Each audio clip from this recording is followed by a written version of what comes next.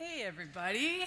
I'm very excited to be here with you today. As was mentioned, the title that I have, the reason that nobody has heard of it before is because, well, I kind of made it up, but that's okay. That's one of the things about when you're working in innovation. Sometimes you get a little bit of flexibility to do some things that are different. So very, very grateful to be here today on such a big stage with all of you. Just a quick hands if anybody has heard of GC Talent Cloud before. Excellent. And what about Canada's free agents? How about blockchain? Okay, well I'm done really. That was cool. So that was the end of the talk. Really pleasure of having all of you here. Okay, just kidding. No, I'm very happy to be here, and I'm really glad to see that some of you have heard of these things I'm going to be sharing about with you today. But the three main goals that I have really is to talk a bit about GC Talent Cloud, the road that we took to get to where we are, and then highlighting a bit about what is different about GC Talent Cloud. I would also like to give a little bit of behind-the-scenes look for a project that we did with Block Certs. So it's a blockchain technology for Canada's free agents, which is a demonstration project. And then the third thing really is to just demonstrate what is possible. I think a lot of times we in government talk about a lot of things about what is possible, but very rarely do we actually get the chance to see what is being done. So I'm very privileged to be in front of you today to show some of that with you today. So to kick this off, I would like to start by saying what we know. In the digital age, the world is experiencing the biggest restructuring of the labor market since the Industrial Revolution. Many of the jobs being staffed today did not exist a decade ago. In fact, the Institute of the Future predicts that 85% of jobs that will exist in 2030 have not been invented yet. So those of you having kids right now, chances are, like I made up my job, well, chances are that they will be doing something very similar. Professions that have long been believed to be jobs that only humans could do are now being automated with surprising frequency. Workers are changing jobs and careers dozens of times in their life, and learning is becoming an on-demand practice rather than a multi-year university commitment. What we know is how the fact that people are acquiring skills differently, for example. New technologies are coming up every day, and the people that are acquiring these skills, they are learning differently because learning is happening everywhere. Traditional employment models are simply unable to keep up with this level of change. When we think of the Government of Canada's current hiring model, it doesn't meet the emerging needs of today's talent. And those of you in the public service have probably encountered one or two of these problems. One of the things, and we're only identifying three here, but one is the fact that we spend millions and millions of dollars on temp agencies, where we do something that's called staffing by procurement, which effectively means that we go to staffing agencies to hire talent on contract for project-based work. What that means is that's 20 to 50% of additional cost with no benefits to those workers. And I myself actually started my career on contract, and I know how difficult that can be. And I'm sure many of you have as well, or know somebody that has. The other issue that we can point to is the fact that there are weak signals. There is no easy way for individuals to record and showcase a real-time account of their ever-evolving skills. An example could be you have somebody that is perhaps a policy analyst by day, maybe learning Python coding at night. There's no real way for the organization to tap into those evergreen sort of skills that are being developed. And the third thing is the revalidation of things, so credentials for one, or skills for another. If we think about anybody that has gone through a hiring process in government and you've actually got the job, chances are you've had to take your university degree off the wall, out of the frame, try not to crease it, put it in a folder that goes in your jacket while you're waiting for the bus. The Never 17 never shows up and the wind is blowing in your hair and you're like, do I mess my hair? Do I crumple up the degree? Choices need to be made. You end up with a crumpled university degree to show the HR advisor who looks at this saying like, what is that? Looks good to me. Here's some hairspray, have a nice day. Not that that has ever happened to me, but you can imagine that that has probably happened to some of you. So when we think about the pace in which government is changing, for example, there are certainly things that the way that governments need to be able to be more responsive in order to be able to see talent differently. And we will only be able to do that if we can see and trust things differently. In this digital age, government really has to be able to know what it is that people are capable of in order to mobilize and restructure rapidly, which is really at the cornerstone of the future of work. The government really needs to be able to think about things in a different way when it comes about talent acquisition and talent mobility. It's just not enough to build a more efficient staffing model, although we definitely need that too. And so when we think about letting go of our old ways of working, what comes next? So this is one step towards that, which is the introduction of GC Talent Cloud, the world's first public sector marketplace optimized for the gig work, complete with rights, benefits, union representation, and a new credential recognition engine for employment. This is our step towards trying to address some of these problems. It's one thing to think about doing something different, but it is something completely different to do it. And I am extremely proud to say that we went live in October 2018, which was just over a year ago. So it is a live, real thing. Congratulations, I know Gray O'Byrne is out in this here, so this is Gray. We've got he's the lead of the development team that has pushed so hard to get this to what it is today. We've grown from a team of 4 to an amazing team of 15 with distributed workers across Canada. There are so many things that I wish I could highlight to you that makes Talent Cloud different and special in my mind. Unfortunately, just given the time, I can't go through everything, but what I would love to share with you is just some of the things that we feel very proud about. One is the fact, as mentioned earlier, it is optimized for finding talented people for project-based work. One of the things that we are aiming for is a 30-day target for staffing. There's crickets there because it's like, really? Is that possible? We are definitely trying to get to that date. We are looking at things like bias reduction methodologies to increase improvement on diversity and inclusion. And there's just so many more things I can mention. One thing actually that I don't want to forget mentioning is a specific Indigenous talent portal, which is really looking at how to include Indigenous talent in the public service, which I feel is also greatly needed, and that's being led by Megan Kamanda. So please do check it out. It's talent.canada.ca. You will notice that there is a feedback up in the top corner. We really do appreciate all feedback that we get because we wouldn't be here without you. We really base Talent Cloud on getting feedback from users. So anything that you have, we would be more than happy to review that with you. But the fact that we're focusing today specifically on skills, I'm just going to take a slice of what makes Talent Cloud different and focus on that little slice of skills of Talent Cloud.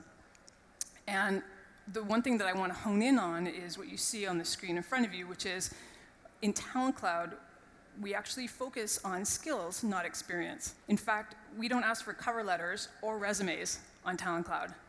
And that's a huge shift. If anybody's applied to government jobs before, that's kind of a way to reimagine thinking about how you would showcase your skills to get a government job. And so why is this important? We believe it's important because there are no true linear pathways to skill acquisition. You think about the person that perhaps drops out of school or changes jobs, or our team is a great example. We've got physicists that are product owners, and we've got people that worked in biology that are doing storytelling and animation to whatever my title was. There's just a wide diverse of people making huge shifts in work, and it's being able to get what is it that people are capable of so they can create stronger talent signals. One of the things that we are really trying to move away from also is the fact of having experience as a sort of status quo. So I'm sure most of you in government have seen must have 5 years writing briefing note experience. Well, do you really? What you probably need, if we think about breaking that down into what is the skill that you need, maybe advanced writing skills, being able to take complex information and synthesizing it into plain language. That to me is creating a transferable skill rather than slapping down that you need 5 years writing briefing note experience. So yeah, that is another big kind of shift. The other thing with skills is that we are looking to have a more holistic way where individuals can claim a skill where they acquired that skill, but also saying, well, look, if I'm an advanced writer, and this is the description of how I have that skill, here's some evidence of my work. And here's somebody that can corroborate that that is my work and that I can do it at that level. It's a completely different way of reimagining how people can create stronger talent signals of what it is that they can do and creating trust. Before I kind of divert over into the next part of the discussion, I do want to emphasize that Talent Cloud is being built in line with the digital standards, and we take all of these very much to heart. I could probably go through every single one and give examples of how important all of these are to the project and to all of us. But I do want to just highlight a few of them just in conscious of the time here. But designing with users, everything that we've done on Talent Cloud has been with users not only in mind, but with users face to face, so that we can really get to the root of the problem to make something good that benefits people. The iterating and improvement frequently. The development team does agile sprints every 2 weeks. And again, if you're checking out the website, if you don't see changes right up front, you can bet that things are happening in the back end and they're coming very soon. And then, of course, the open standards. Just the word open by default, that is a core principle not only of our work, but also of our team and our philosophy, which is we try to put as much as we can about our project out in the open, but we also put our code out in the open, which is kind of a little different as well. So if you're interested in something like that, we have all of our stuff available on GitHub.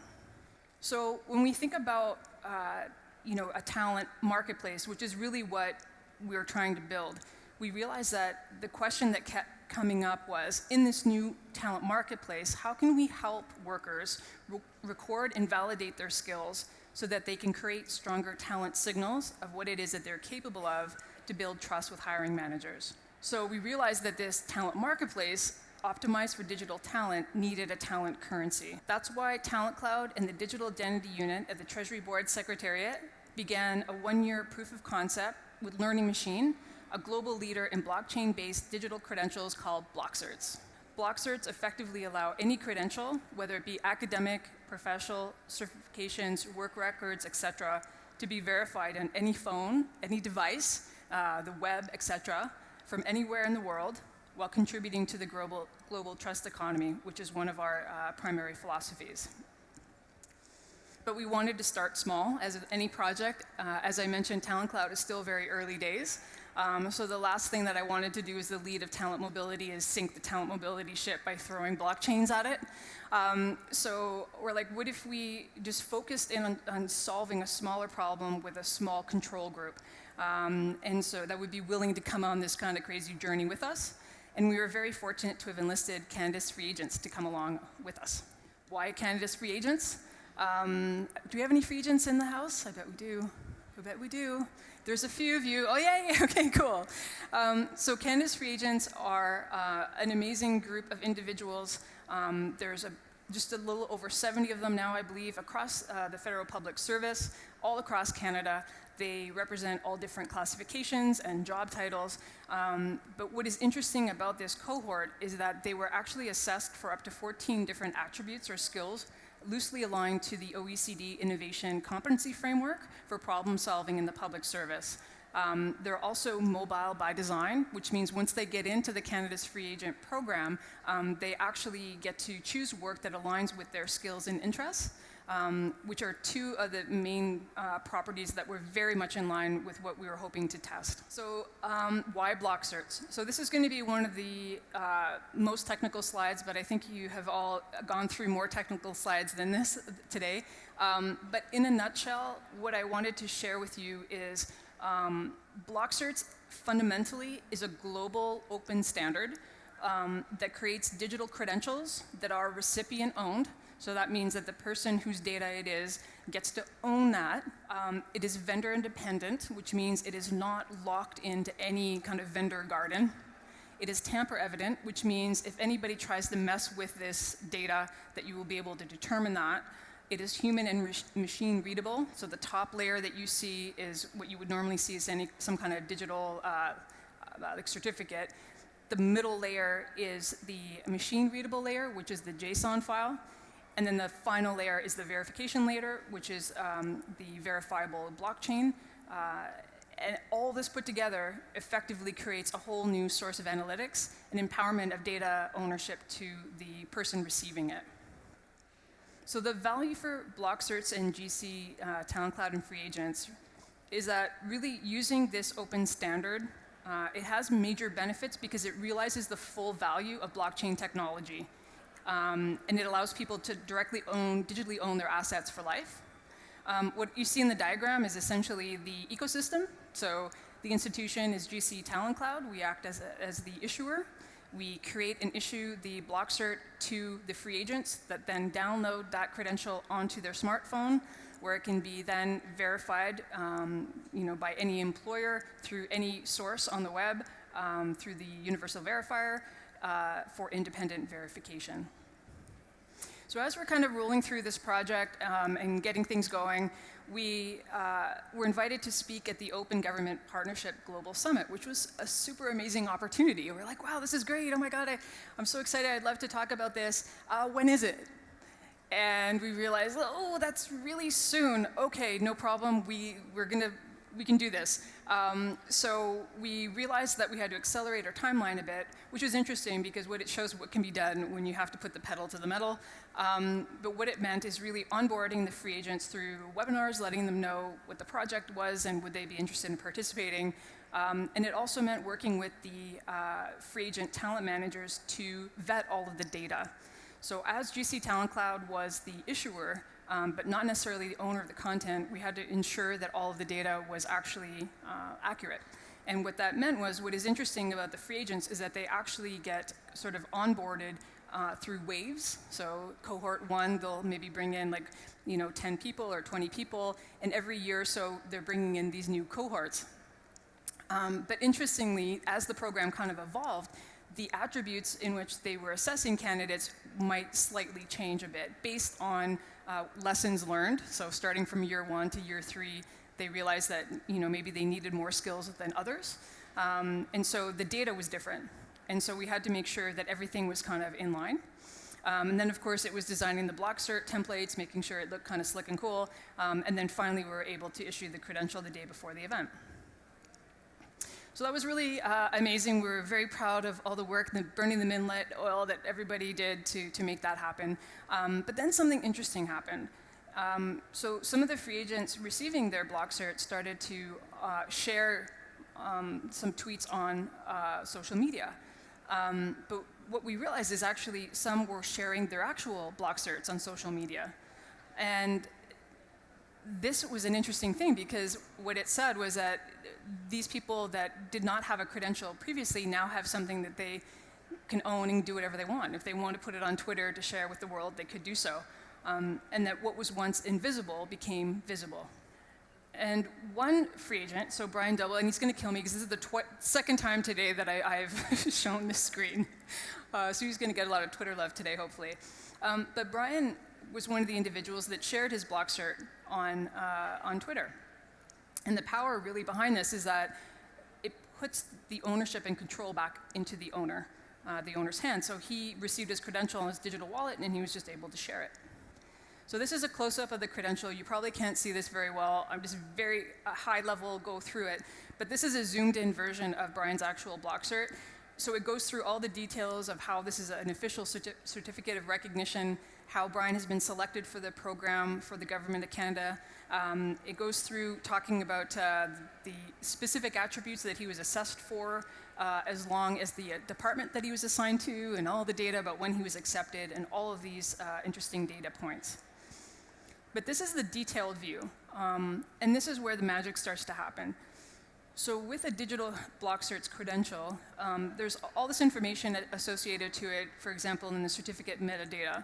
So we put in a bunch of information related to, like, what is the program, how did a person, why are we doing this Block Certs pilot, And then on the other hand, there's information about GC Talent Cloud, there's our public key, but the most important feature is at the top, which is the verify button in the green box. So what this says here is that this credential has already been verified, but let's say as an employer, I receive this, I want to know for myself. I don't know if I can trust, what is this verify? I want to verify for myself. I would simply just click the verify button to begin the process. So we weren't sure if we would have internet or not today, so I kind of opted out to simulate this verification process rather than giving you a live demonstration.